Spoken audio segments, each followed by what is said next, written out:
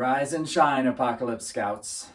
This week we're talking about fine dining in the apocalypse for just a few dollars a day.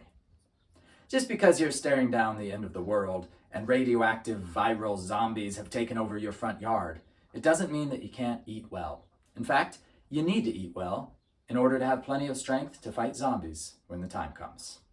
Hi there, I'm Crazy Conspiracy Dude, your pre-apocalyptic source for post-apocalyptic information. Using digital media to prepare for the collapse or ascendance of digital technologies, this is the art of the apocalypse. You're listening to Radio Free Apocalypse. Let's face it, cold baked beans and spaghetti hoops aren't exactly everybody's idea of fine dining. But here at the Art of the Apocalypse, we've put a lot of thought into how to get the most out of these inexpensive and non-perishable food items. For the next 7 days, I'll be going on the apocalypse food diet. I'll eat and drink nothing beside the basic ingredients in our mini Zompak bunker. How do you like your eggs in the morning? You know, in the apocalypse, you gotta work smarter, not harder. And one of the best ways to work smart is to let your breakfast make itself while you're asleep. Think about that. So we're gonna look at some ways to make some overnight oats. Dinner is cool and lunch is neat, but a hearty breakfast just can't be beat. Eggs and juice and cereal, toast and cheese, all in a bowl in a breakfast song. Breakfast song, breakfast song. So this is your peach chunk, peach apocalypse, chunky peach apocalypse. Let's see how it is. Really good. If I had to summarize the apocalypse in a single word, that word would be resourcefulness. Why am I mentioning resourcefulness? Because I have obtained 2 packets of raspberry jelly and we're gonna use them. A little water and a raspberry jam. This is hard. What you want to do, you want to smush and then stir. A little cinnamon and some raisins, because you got to work with what you got. That's the definition of resourcefulness, I think. This overnight oats was brought to you by the letter resourcefulness. The way these little raisins turn back into grapes, it's just the coolest kind of science project. You gotta try that.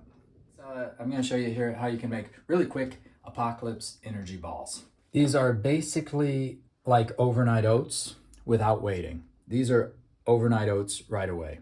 The ratio for this is really easy. 3 scoops of oatmeal, 2 small scoops of peanut butter, 1 spoonful of honey. Stir that thing. You can put in a little bit of cinnamon if you want, box of raisins. Could mix in some walnuts. Oh, little income tax trouble there. Got to go all in on this one. You can't make apocalypse energy balls without getting your hands dirty. You can just roll this in a little cocoa powder if you have. You can call this chocolate apocalypse, a choc-apocalypse ball, energy ball, and just regular peanut butter energy ball. And that will give you energy in the apocalypse, and it's shaped like a ball. PB&J, but the P stands for apocalypse. Check it out. What's about to happen is probably not going to shock you. I'm putting peanut butter on a cracker. You know, you wouldn't probably get this if it weren't the apocalypse. So you gotta be thankful for the little things. There's nothing I'm doing here that probably requires explanation. And now I'm just gonna turn that into a sandwich. Boom. Happy breakfast. That is so good. You gotta try that. I'm gonna be around my vegetables. I'm gonna chow down my vegetables. Gonna do apocalypse chili. Check it out. Normally you would dump this liquid out, but we're talking apocalypse where every little bit matters. So I'm going to save that. And because you can actually drink that. That's water. That's drinkable. So there's no need to dump that out. Not if you're in a survival scenario. Just put it right in there. That is so simple, so quick.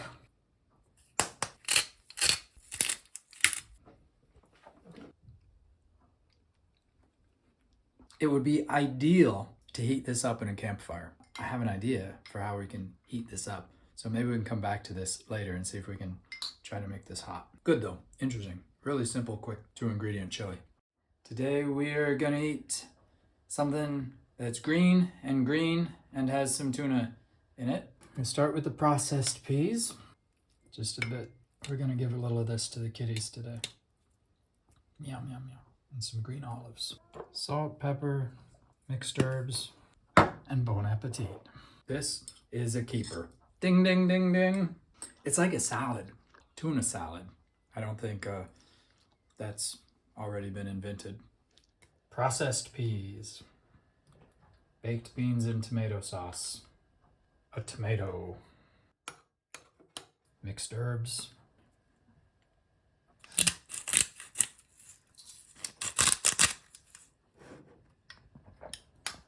stirred it a little longer than I had to because I was still trying to think of a name for it. I'm just gonna call it easy peasy.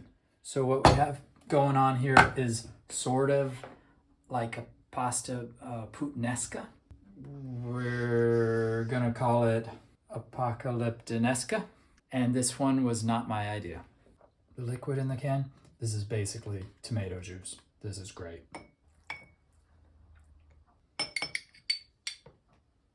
Probably some seasoning, barbecue seasoning, you know, little mixed herbs, salt and pepper.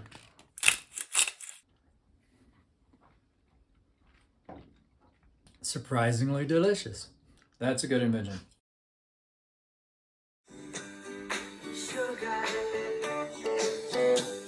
In the apocalypse, it's nice to have a little treat every now and then, as long as you're able to. We could just have a couple of squares of chocolate. But today we're going to try something a little fancy. We're going to open a can of rice pudding. This is pretty calorically dense, which on a normal diet wouldn't be a great thing. But on the apocalypse diet, that's what we're going for. A little bit of cinnamon and raisins. I don't like that. I love it.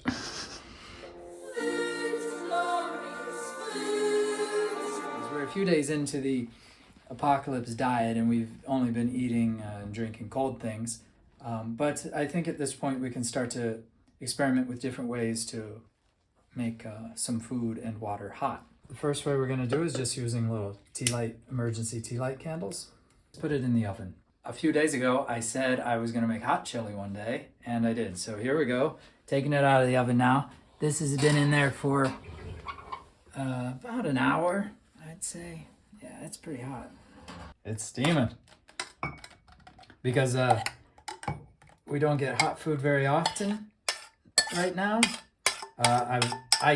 Normally I would just eat it right out of here because you don't want extra dishes you got to do when water is a scarce supply. But tonight it's a special occasion. First hot dinner, so going all out. Look at that. Well, we have come to the end of Apocalypse Diet Week.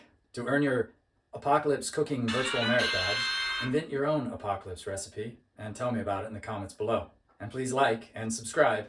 And now let's repeat the Apocalypse Scout's oath. Hope for the best. Prepare for the apocalypse. Until next time, happy trails. And remember, when your sweet-eyed toddler looks up at you and asks you in their precious little voice why you only eat food from cans, you just look them square in the eye and tell them what crazy conspiracy dude always tells them at a time like that. Welcome to the apocalypse.